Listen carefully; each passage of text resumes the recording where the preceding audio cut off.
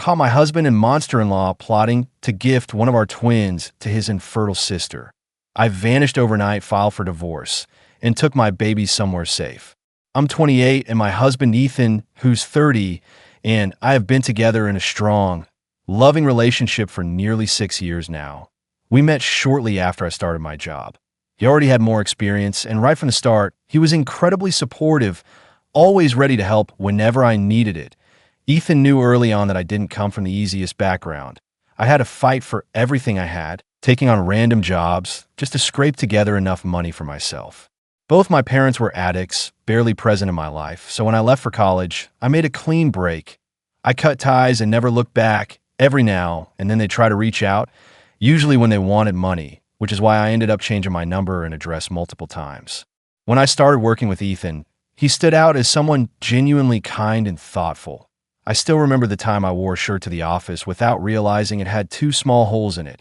Ethan noticed before anyone else could, and without making a fuss, he bought me a new shirt so I could change and avoid any embarrassment. Whenever it rained or snowed, he'd drive all the way, over an hour, just to pick me up, knowing how long my walk to the bus stop was. I used to skip lunch sometimes, not just to save a few bucks, but also because I grew up not having regular meals, so eating less had become second nature to me. But Ethan would always show up with lunch and insist we eat together just to make sure I was taking care of myself. Honestly, with the way he treated me, it didn't take long for me to fall for him. The only real issue in our relationship has always been his family. For context, Ethan comes from serious money, the kind where luxury cars, vacation homes, and summer cruises are the norm.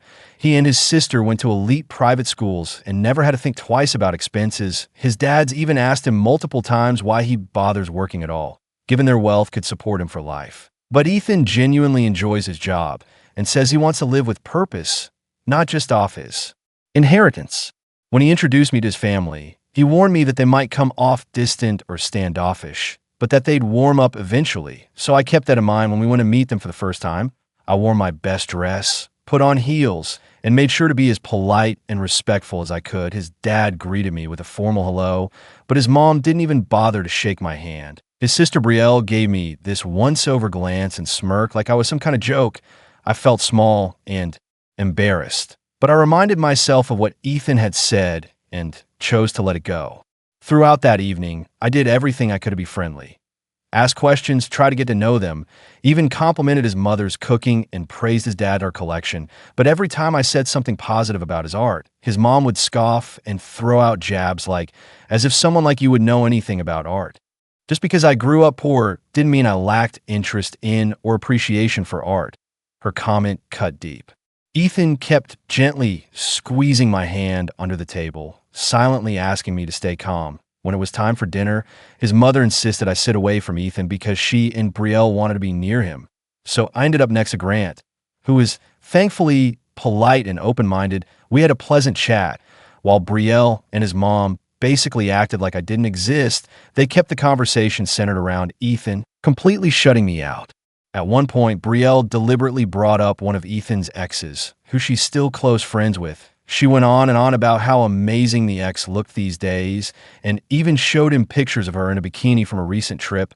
Ethan told her to cut it out, but she just laughed and said he could always slide into the girl's DMs if he wanted. Apparently, the ex still had a thing for him. I was beyond uncomfortable, and it must have shown because Grant stepped in and told Brielle to stop. That didn't go over well with their mom, who took it as a personal attack. The whole dinner was such a train wreck that when Ethan quietly asked me to follow him so he could show me his childhood bedroom, I was grateful to get away. Upstairs, in the peace of his old room, Ethan apologized. He admitted that Brielle had always been like that, trying to set him up with her friends and pushing the idea that he should only date someone she approved of. He was sincere, and I could tell he felt terrible. So I told him it was best we just call a night and leave. He agreed. As we were saying our goodbyes, something unexpected happened. Ethan's dad pulled me aside. His expression softened, and he admitted he had been wary of me at first, but said my genuine effort and sincerity had changed his mind. He apologized for how cold he'd been and said I was welcome in their home anytime. He even told me not to let Brielle and his wife's words get to me, and that he was happy Ethan had found someone like me. Hearing that was a huge relief. Still, I knew right then that earning any sort of approval from his mother and sister was going to take a lot more. And honestly, nothing ever changed. As our relationship deepened, they only grew more hostile. They constantly tried to talk Ethan out of being with me. I remember once on my birthday, Ethan had planned this beautiful day trip to the beach, a long drive, a romantic picnic, everything. I was so excited. But that morning, Brielle called in a panic, claiming she needed to see him urgently because something had happened. Ethan told me right away, and I urged him to go. I mean, it sounded serious, but when he got there, it turned out she'd just been messing with him. Nothing had happened. It was all a ploy. And when Ethan told her he had to leave because it was my birthday and he wanted to spend the day with me, she got upset and said that was exactly why she had called him in the first place. So basically, Brielle faked the whole emergency just so Ethan wouldn't spend the day with me. He was furious when he realized the truth. So much so that he completely cut her off and didn't speak to her for months. In retaliation, she started sending me hateful messages. I'm talking full-on rage texts, calling me awful names, and even saying she wanted to kill me because I was stealing her brother from her. I showed every message to Ethan, of course, and each one only fueled his anger toward her even more. Eventually, during Christmas that same year, their mom stepped in and convinced Ethan to forgive Brielle. He agreed, for her sake, but Brielle never once apologized to me for all the things she'd said. Not a word. When Brielle got married to her then-boyfriend Joe, she flat out refused to invite me to the wedding. She told Ethan he should come alone, hinting that maybe he'd meet someone better among her friends. Ethan didn't even hesitate. He told her he wasn't going without me. That left her with no choice, and I ended up on the guest list. Since it was a grand event, Ethan and I picked out a long, elegant pink dress for me to wear. He said I looked absolutely stunning in it. Honestly, throughout the evening, several other guests, even Grant, complimented me on how I looked, and it felt really nice for once. But Brielle wasn't having it. Later, she stormed up to me, fuming, and accused me of trying to upstage her on her own wedding day. According to her, I wore that dress just to get male attention. Even though plenty of other women were also wearing floor-length gowns, she started yelling at both Ethan and me, claiming I was intentionally trying to steal the spotlight. Ethan tried to calm her down, assuring her that was never our intention, but she wouldn't hear it. After that, things only got worse. Over the years, both Brielle and Ethan's mom have said some of the most cruel and humiliating things to me. They've made fun of how I look, called me a fat pig when I gained a little weight, made snide comments about my family and background in front of their friends, and basically made it clear that they saw me as beneath them. No matter how hard I try to be polite and respectful, nothing ever seemed good enough for them. By the 4th year of our relationship, I hit my limit. Their constant criticism had started to eat away at my confidence. I couldn't keep pretending like their words didn't affect me, so I had a serious talk with Ethan and told him I was done trying. I stopped going to his family's dinners and events, and I completely ignored any messages from his mom and sister. Honestly, it felt liberating to treat them the same way they'd treated me for years, and almost instantly, my mental health improved. Ethan respected my decision and supported me, even when his mom started claiming I was being disrespectful for avoiding them. She even told Ethan that I wasn't wifely material, whatever that means, but despite all their complaints and judgment, Ethan proposed to me last year. The proposal was beautiful, completely filled with love and thoughtfulness. He planned everything down to the smallest detail and was adorably nervous when he asked me to marry him. I said yes without a second of hesitation. When he told his family the news, his dad actually congratulated us, but his mom, she just said she hoped he'd really thought it through, or else he'd end up regretting it. Ethan reminded her that she was on speaker and asked her not to be rude. Only then did she begrudgingly congratulate me. I figured maybe she'd finally realized I wasn't going anywhere. Brielle, though, had a way more dramatic reaction. She told Ethan he needed to get a prenup, warning him that people like her, meaning me, were just out to drain rich families dry. That wasn't just insulting, it honestly stunned Ethan. He couldn't believe how low she'd gone. He told her flat out that if she couldn't support our marriage, she didn't have to come to the wedding. They got into a pretty intense argument after that. And at one point, she even called me a bloodthirsty gold digger. 2 days later, she sent me a text apologizing for everything. I figured she and her mom must have had a talk and finally accepted that nothing they said or did was going to change the fact that I was part of Ethan's life now. I told Ethan I was more than willing to sign a prenup just to show him and his family that I wasn't in this for the money. I loved him because he was kind, supportive, and stood by me through everything. That's all I ever wanted from someone. I had a good job, I was independent, and I didn't need anything from him financially, but Ethan told me he already knew all of that, and he'd never asked me to sign one. As the wedding got closer, I started working out regularly. I just wanted to look and feel my best for the big day. Sometimes I'd post pictures of myself at the gym. Nothing inappropriate, just post-workout selfies. They were completely harmless, but one weekend, after a family dinner, Ethan came home and told me that Brielle and his mom had accused me of cheating on him, according to them. The only reason I was posting those photos was to get attention from other men. He immediately shut that down, told them he saw nothing wrong with the photos and that he fully supported me. But then Brielle crossed a line. She told Ethan that me posting gym selfies, was exactly how women start to cheat on their partners. That really messed with his head. One evening, he came up to me and asked completely seriously if I was cheating on him. I was stunned. I couldn't believe he was even asking me that. I told him firmly no, and that I was honestly hurt he'd even consider such a thing. He quickly apologized, telling me he didn't truly believe it. His mom and sister had just gotten into his head. He said that if it weren't for them planting the idea, the thought never would have crossed his mind. For context, my social media account is private. I have more female followers than male ones, and I never post anything remotely inappropriate. So to this day, I still don't understand why Darlene and Brielle said something like that to him. It felt like they were just looking for new ways to create problems. Things didn't stop there. During our wedding planning, they tried to stir up more drama. Brielle kept hinting that she wanted to be one of my bridesmaids, and when I flat out refused, she ran to Darlene. Then Darlene called me, lecturing me about how I was being rude and how bad it would look to the extended family if I didn't include Brielle. I calmly reminded her that Brielle hadn't included me in her wedding either. Darlene's response? Brielle is going to be your sister-in-law, so you have to include her. Then she dropped the bomb that if I didn't, she wouldn't pay for the wedding. That led to a huge fight between me and Ethan. But when he spoke to Grant, we found out that Darlene wasn't even the one footing the bill. Grant made it clear it was his money, and Darlene had no say in how it was spent. I can only imagine the look on her face when she realized her attempt at emotional blackmail had totally backfired. After that, the wedding went on without any more interference from Darlene or Brielle. Ethan and I got married, and we've been going strong since. Things felt settled, until something happened recently that flipped my whole world upside down. 3 months ago, I found out I was pregnant with twins. Ethan was just as shocked and overjoyed as I was. We had been trying since we got married, and hearing we were having not one, but 2 babies felt like a miracle. Ethan was so excited. He insisted we throw a little family gathering to share the news. I would have preferred something smaller, more private, but I understood how important it was to him. So I said yes. At the party, once we announced the pregnancy, people swarmed around us. Hugs, cheers, congratulations, but Darlene and Brielle, they just stood there glaring at me like I'd committed a crime. Now here's the thing.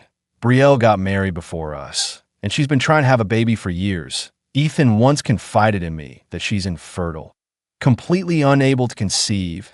No matter what she tries, she and her husband Joe have done everything from doctors to treatments, but nothing's worked. Grant and the other family members have even suggested adoption, but Brielle refuses. She once said she didn't want to raise a kid from the streets.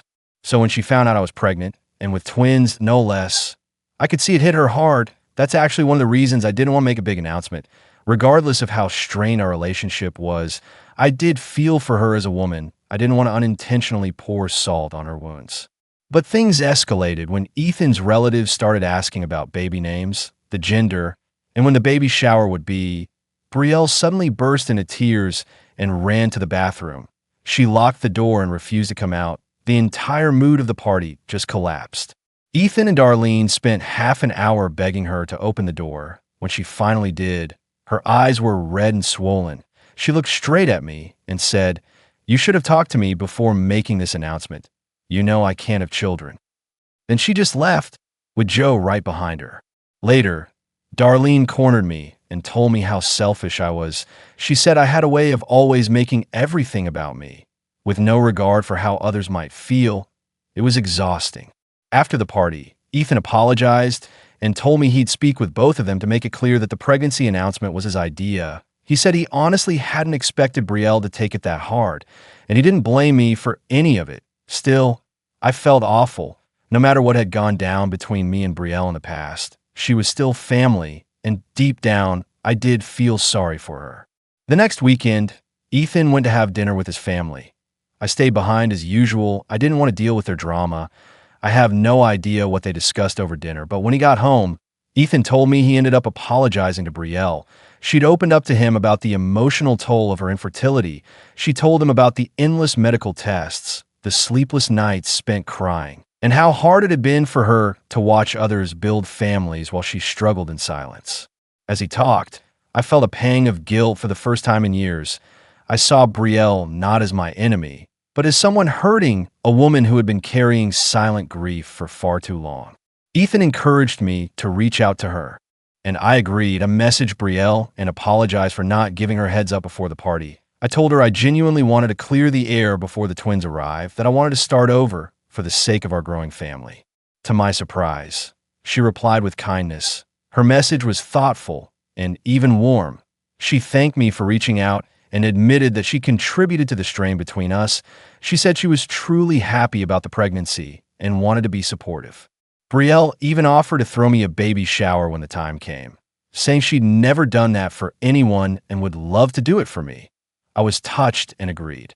Over the following months, both Brielle and Darlene started acting different. They began calling me regularly, asking how I was feeling, sending flowers with sweet notes like "Hope Mama Bear is doing okay" and "Can't wait to meet the twins." It was a huge shift from how things used to be, and honestly, it felt strange, almost too good to be true. Still, I try to give them the benefit of the doubt. Maybe they really were trying to mend fences. I honestly thought maybe things were finally turning around, that all the sudden kindness from Brielle and my mother-in-law was a genuine effort to start fresh before the twins were born. Despite everything, I wanted to believe that maybe, just maybe, we were turning over a new leaf as a family. Ethan kept going to his parents' place for dinner every weekend like usual. And on the surface, everything looked fine. When the day of my baby shower arrived, I was surprised by how much thought Brielle had put into everything. She actually stuck to all the suggestions I'd made, down to the smallest details. The event turned out to be everything I'd hoped for and more. Friends and family gathered to celebrate with us. Even the men in the family were invited, which made it feel more inclusive and warm. Grant came with an armful of gifts for the twins. We played games, laughed, took pictures, and for a while I let myself believe that things were finally good. Brielle was polite the entire time, floating around and making sure everyone was having a good time. It felt so weird, almost too perfect, like she'd suddenly transformed into this sweet, supportive sister-in-law. But I pushed the unease aside. I told myself maybe I'd been wrong about her. Maybe all that tension was finally behind us. During one of the games, I had to excuse myself to the bathroom. After I finished, I was stepping out into the hallway when I heard Ethan and Darlene arguing quietly. At first, I didn't think much of it, probably just something small like nursery colors or baby names, but then I caught a few words that stopped me cold. Darlene was asking Ethan if he had spoken to me yet. She said time was running out and that he needed to man up and talk to me before the twins were born. I froze. I leaned closer, heart pounding. Ethan told her to keep her voice down, that someone might hear them. But Darlene just pushed on. She reminded him that he'd already agreed to Brielle's birthday plan, and he couldn't back out now. Not after everything. She said they had to give one of the twins to Brielle in time for her 27th birthday, like it was some kind of gift. I felt the air leave my lungs. I stood there behind the door, completely still, as their voices carried on in those hushed tones. My body went numb while my mind tried to wrap around what I was hearing. They were talking about giving away one of our children, my child, to Brielle like he was something they could just hand over, like this was all some planned surprise. I couldn't breathe. I wanted to storm out and scream at both of them, but I didn't. I waited until their voices faded, then walked back out, pretending like nothing had happened. My hand was shaking, my stomach twisted in knots. I smiled and nodded at people while everything inside me screamed. Since that day, I've been trying to figure out how to get out of this mess without risking my babies. Every time I look at Ethan, I want to scream, how could he do this? How could he even consider something so unthinkable without me? I feel like I'm living with a stranger. I've been acting like everything is fine, smiling when he walks into the room, playing the part of the happy wife. But deep down, I'm scared, I'm angry, and I'm done. Still, a part of me keeps wondering if I should give him a chance to explain himself. Maybe I'm misunderstood. Maybe there's more to it. But then I think, what kind of person even has that conversation in the first place? What kind of father plots to give away his own child? I don't mind being a single mother. What scares me more is staying here, pretending this marriage can be fixed, while our babies grow up in a family that sees them as bargaining chips. That's not love. That's control. Update 1. Thank you all so much for your support and advice. I read every single message, and I made up my mind I will never let anyone take my child from me. I reached out to my best friend, someone I've known for years and trust with my life. When I told her everything, she was just as shocked and disgusted as I was. Without hesitation, she offered to help. We've made a plan. She's going to come with me and help me move all my things. I'll be staying with her for now, and while I'm there, I'll begin the process of filing for divorce. Tonight will be the last night I sleep under the same roof as Ethan. I won't leave a note. I won't give him the satisfaction of an explanation. He doesn't deserve one. Update 2. It's been 2 weeks since I left, and I wanted to share what's happened since. As hard as it was, I followed through with my decision. With my best friend's help, I packed everything and walked out of the house while Ethan was at work. That moment, locking the door behind me, was one of the hardest of my life. I never thought I'd be walking away from the man I once wanted to spend forever with, but I had to put my babies first. I've already filed for divorce. Ethan has been texting me nonstop ever since, demanding answers, accusing me of betraying him. He has no idea that I overheard his conversation with Darlene. That's the only reason I haven't blocked him yet. I want to keep things civil until the legal process is over. He says his family was right about me all along. I haven't replied because honestly, there's nothing to say. No explanation I give would matter to him. They would twist it, gaslight me, spin it until somehow I became the villain. So let them think whatever they want for now. I blocked Brielle and Darlene. I don't owe them anything. I feel a little guilty about not answering Grant calls. He might not have been part of the plan, I don't know, but right now, I need to protect my peace. I can't afford to take any chances anymore. The past few days have been a blur of tears and exhaustion. I've spent so much time crying, but through it all, my best friend hasn't left my side. She's been my rock, sitting with me, comforting me, reminding me over and over that I'm not a bad mother for walking away from a man like that. She's tried her best to ease the guilt I feel, especially now that I'll be raising my babies on my own. I've already started thinking ahead. I plan to go back to work as soon as I'm able. My best friend, who works from home, has generously offered to watch the twins while I get back on my feet. I told her I'd pay her for her time. It's not easy taking care of 2 newborns, and I don't want to take her kindness for granted. I know this isn't the most secure plan, but it's the only one I've got right now. I wish I had reliable parents to turn to, someone else to lean on in moments like this, but I don't. Her help is temporary, just until my divorce from Ethan is finalized. Once I start receiving child support, I'll be able to hire a professional nanny and set something more permanent in place. I'm under no illusion that it'll be easy, but I'm determined to give my twins the kind of life they deserve. A life full of love, stability, and safety. For the first time in a long while, I feel like I'm moving forward, even if the road ahead is going to be tough. And for that, I'm deeply grateful for my friend, for everyone who's supported me, and for the strength I've found within myself. Update 3. Hi again. It's been 6 months since my last update, and so much has happened. First, my babies are here. I gave birth to my beautiful twins, Logan and Kai. I was so nervous leading up to that moment. I wasn't sure how I'd handle it all alone, but the second I held them in my arms, everything else faded away, all the fear, all the pain, even the betrayal. It just disappeared. They're perfect. They're my world. And every day, I thank the universe that I took them away from that toxic family before it was too late. The divorce is final now. Ethan and I are officially over. During the proceedings, he finally found out the real reason I left. He was stunned that I'd overheard everything. And for a moment, he tried to backtrack, to explain, to justify. He told me how much pressure he was under from his family, how he felt trapped, like he had no other option. But honestly, I didn't feel sympathy. If anything, I was even more disappointed. He had a choice, and he made the wrong one. I also found out that Grant had known the entire time. He apparently tried to talk some sense into Brielle and Darlene, but they didn't listen, and he never told me that silence, to me, was just as loud as the betrayal. I didn't ask Ethan for alimony. I didn't want anything from him, but he did agree to pay a substantial amount for child support, and that's more than enough for me to raise my boys with the care and comfort they deserve. Darlene and Brielle didn't take any of it well. They showed up during the divorce hearing, screaming and throwing accusations at me, calling me selfish, saying I'd robbed them of a chance to raise my children. They claimed they could have given the twins everything. It was ugly. They caused such a scene that the guards had to remove them from the courtroom. Honestly, I was glad it happened.